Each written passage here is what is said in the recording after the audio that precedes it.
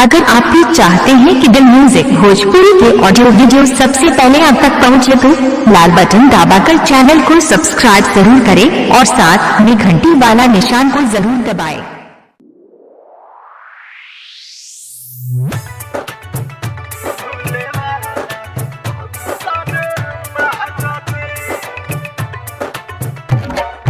DJ Rupesh Bhelwa.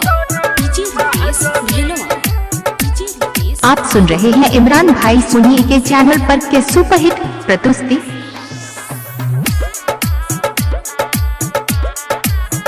Presented by दिल music. दिल टूट गई जिंदगी भाई बोझा जी, कोनो रंग में बताई उपाय बोझा जी।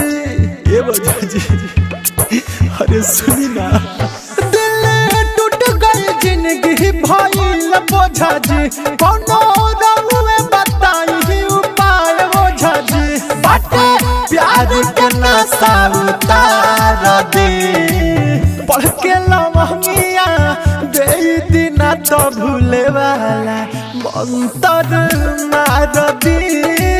पढ़ के लमहिया दे दिना तो भूले वाला मंतर मार दी। ये बोझा ji mix by Aditya recording studio Gopalganj. DJ Rupesh Bhelwa. आप सुन रहे हैं इमरान भाई सोनी के चैनल पर के सुपरहिट प्रस्तुति।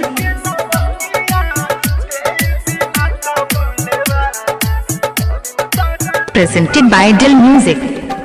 आवता याद बड़ी बेवफा सनम के, भूल नहीं पावता निधि हलू जखम के। आवता याद बड़ी बेवफा सनम के, भूल नहीं पावता निधि हलू जखम के। करी कुछ ऐसन विसार दे, पढ़ के लमहिया दे दिना तो भूले वाला मंतर मार दी। पढ़ के लमहिया दे दिना तो भूले वाला मंतर मार दी।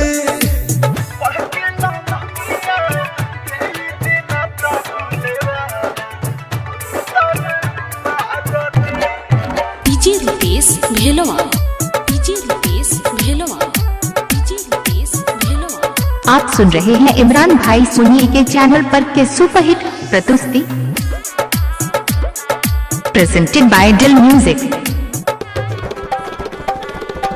दिलवा दर्द अब नहीं सहे, गलती दीपकवा के कुछ न रहे। दिलवा दर्द अब नहीं सहे, गलती दीपकवा के कुछ न रहे। दुख से सनाथ के टार दे, पढ़ के लमहिया दे दिना तो भूले वाला मंतर मार दी। पढ़ के लमहिया दे दिना तो भूले वाला मंतर मार दी।